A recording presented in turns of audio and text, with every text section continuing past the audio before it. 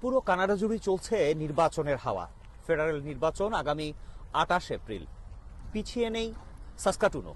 সাসকাটুনেও নানা রকমের আলোচনা চলছে আগামী নির্বাচন নিয়ে। যারা প্রার্থী হয়েছেন তারা বিভিন্ন জায়গায় তাদের প্রচার প্রচারণা চালাচ্ছেন এবং সেই বিষয়গুলো নিয়েই আজকে আমরা এই মুহূর্তে বাংলাদেশি কানাডিয়ান আরিফুর রহমান, ব্যবসায়ী এবং এখানকার রাজনীতিবিদ, তার সঙ্গে আমরা যুক্ত হতে পেরেছি। আরিফুর ভাই, কেমন আছেন? আলহামদুলিল্লাহ ভালো আছি। আপনি কেমন আছেন? আমিও ভালো আছি। আমরা যেটি আসলে জানতে চাই যে আসলে পুরো কানাডা জুড়েই তো আসলে নির্বাচনের একটি হাওয়া চলছে। সাসকাটুনে আমরাও দেখেছি যে নির্বাচনের একটা হাওয়া চলছে। এই জায়গাটিতে আসলে কেমন আশা করছেন আপনারা? কেমন নির্বাচন হবে? কারা এগিয়ে আছে বা কেমন কি? ধন্যবাদ মাসুদ ভাই, এবং ধন্যবাদ আপনার দর্শকদের, ক্লাইমেট টিভির দর্শকদের। আসলে আপনি বলছেন এটা একটা ক্রুশিয়াল টাইম, যে এখন নির্বাচন নিয়ে সব প্রভিন্সই ব্যস্ততার মধ্যে সময় কাটতেছে। আমাদের প্রভিন্স সবসময় সাসকাচুয়ান কনজারভেটিভ প্রভিন্স বলেই সবাই জানে। গত নির্বাচনেও সবগুলা সিটি কনজারভেটিভ পার্টি উইন করছে। এইবারও মেজরিটি কনজারভেটিভই আসার চান্স বেশি। তারপরও নির্বাচন ডেমোক্রেসি পলিসির মধ্যে দিয়ে যাবে। হয়তো অন্য দুই একটা সিট অন্য পার্টি পাইতে পারে, কিন্তু মেজরিটি সবসময় কনজারভেটিভ এখান থেকে উইন করে। তো আমরা মনে করতেছি, আমরা যেটা দেখতেছি, কনজারভেটিভের চান্স এখান থেকে বেশি। মানে আপনি নিশ্চয়ই জানেন যে এবার টরন্টো যে জায়গাটিতে আমরা আছি, সেই জায়গায় কিন্তু মেইন স্ট্রিমে বাংলাদেশি কমিউনিটির মানুষ কিন্তু নির্বাচন করছেন। সেক্ষেত্রে এখানে সেই সুযোগটা কেমন, বা সুযোগটা তৈরি হয়েছে কিনা, বা আপনারা তৈরি করার চেষ্টা করছেন কিনা? ধন্যবাদ, ভালো একটা কোশ্চেন করছেন। টরন্টোতে বা মন্ট্রিয়ালে যেটা হয়েছে, আমাদের দেশি বাংলাদেশি ভাই বোনরা অনেক আগের থেকে আসছে।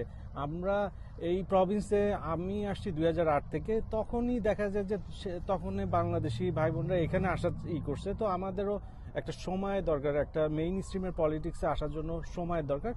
এখন বাংলাদেশিরা মোটামুটি রেডি। আপনারা হয়তো আগামী কয়েক বছরের মধ্যে দেখবেন, এইবার আমাদের বাংলাদেশি ক্যান্ডিডেটরা নাই, আমাদের ফেডারেল পলিটিক্সে নাই।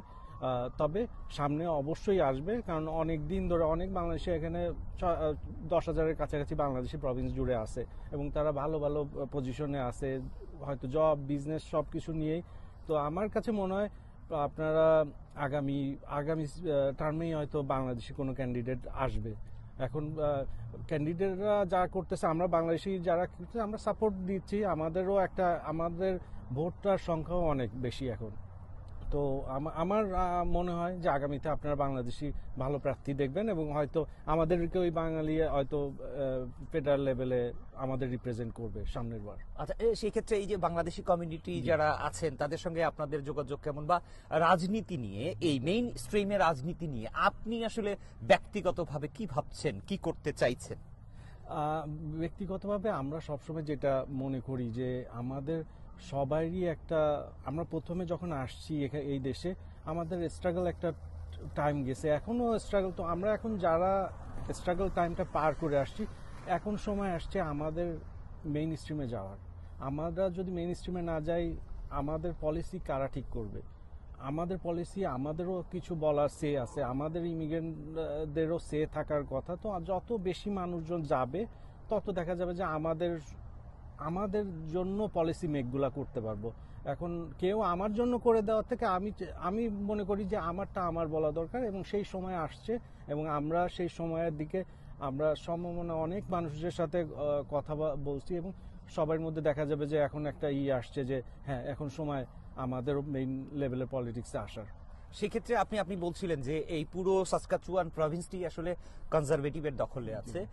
তো তাহলে সেক্ষেত্রে তো বোঝাই যায় অন্যান্য যারা আছেন তারাও হয়তো খুব জোরালোভাবে চেষ্টা করছেন নতুন করে তাদের সিট পুনরুদ্ধার করার, এরকম একটা বিষয় তো আছেই।